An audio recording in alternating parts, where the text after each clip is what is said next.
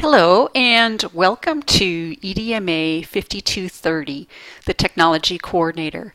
I just wanted to take a little bit of time to introduce myself to you. I know many of you already know me, so I'm not going to share too many details that might be repetitive, but for those of you who don't already know me, I wanted to prove that I'm a real person and will be very accessible to you during the semester, even though this is a fully online class. So as I said, I am Dawn Poole, and you're welcome to call me Dawn. I do have the appropriate credentials to teach the course.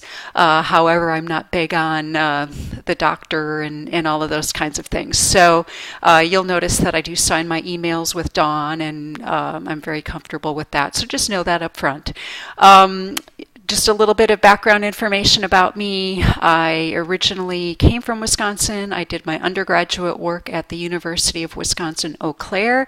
My major was mathematics with secondary education tacked on to that, which is consistent with the way credentialing requirements occur or are developed in Wisconsin. And then I minored in coaching. I moved with my husband to Iowa after that and started teaching middle and high school math, and began working toward a master's degree at Iowa State University, which is what I completed. My master's is in curriculum and instruction with an emphasis in educational technology.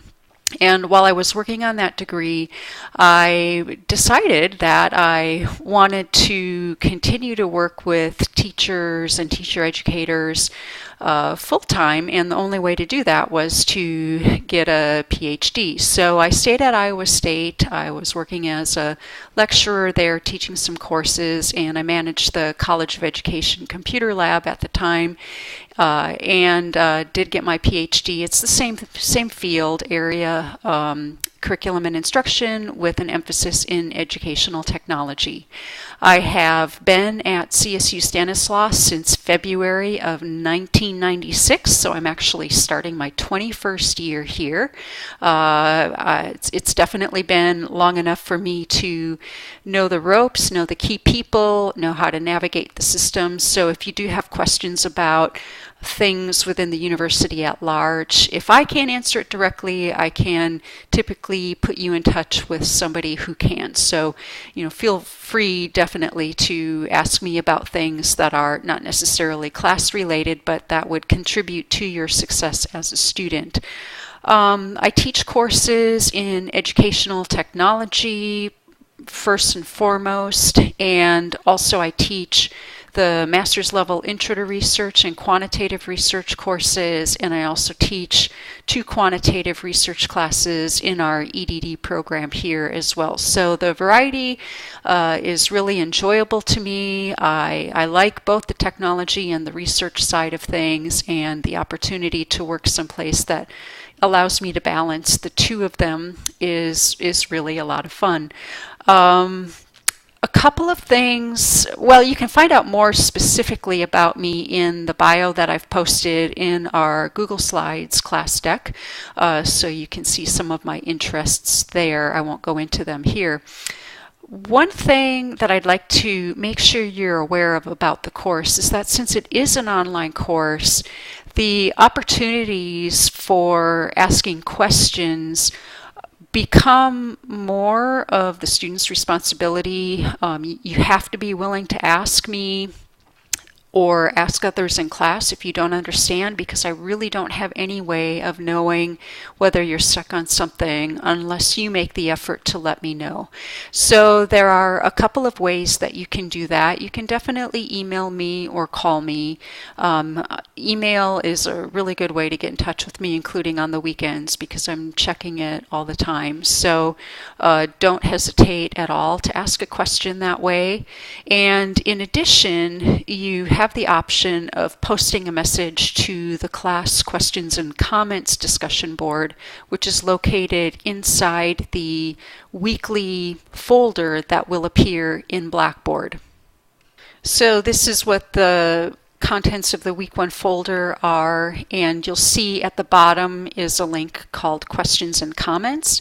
If you click on that link, it will take you to a site where you can create a thread And when you create a thread, you'll be given options about, well, normal things, typing in a subject and typing in a message.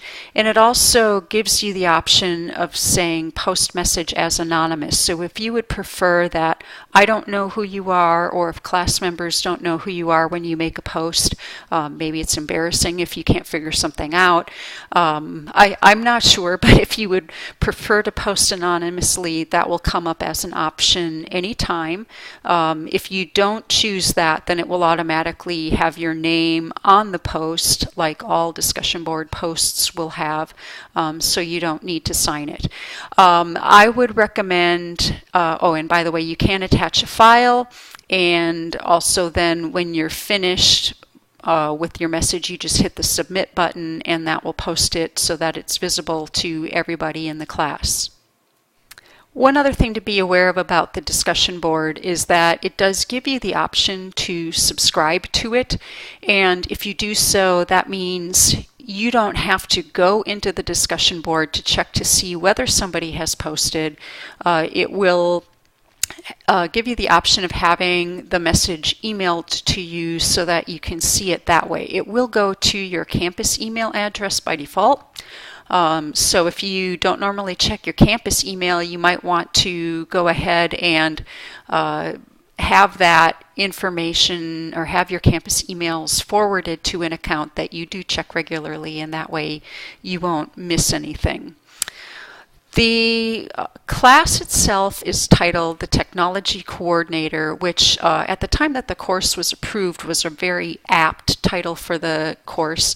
Now a better name might be Technology Leadership, or Leadership in Technology, simply because things have changed over time, and the people who are in charge of technology, some of them are required to have an administrative credential, some are more teacher-related jobs. It kind of depends on the district and their emphasis with regard to technology. But the course has, I would say, 3 major strands, which you can read about in the syllabus and the associated assignment descriptions. So I'm not going to go over the syllabus in this video, but those strands, they've evolved over a period of years, but I think they're all very relevant for people who want to take on leadership roles with regard to technology. There's a lot that you can contribute to a school or district just based on willingness to try things.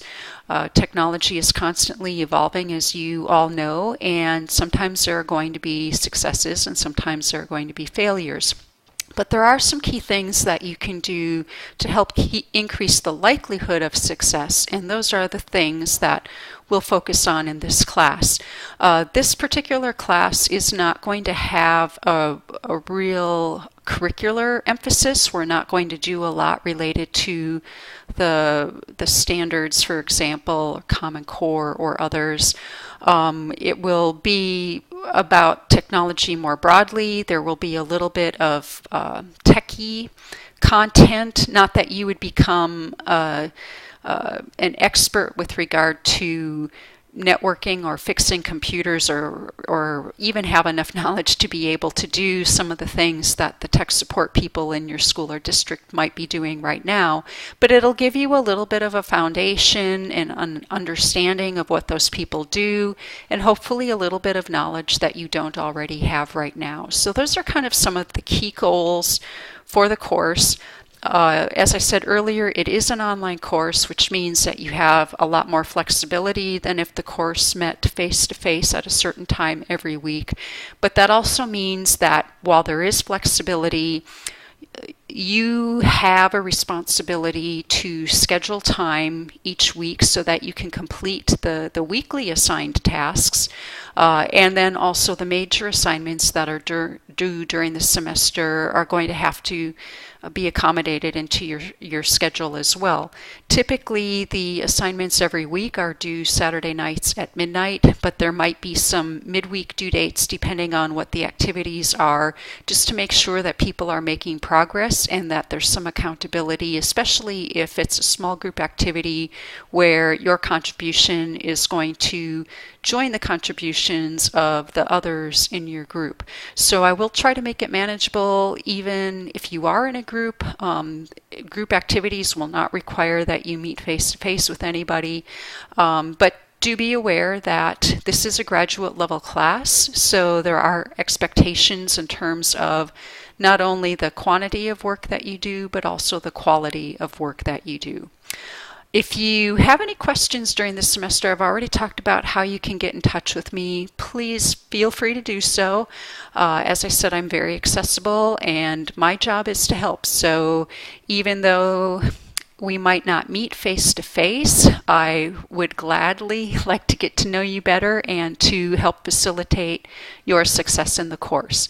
So I hope the course is everything that you hope that it will be, and address the things you had in mind in terms of the reasons for enrolling in it. And I hope we have a great semester together. Enjoy the rest of the week 1 activities and the rest of the week in general. I hope we're off to a good start of the semester.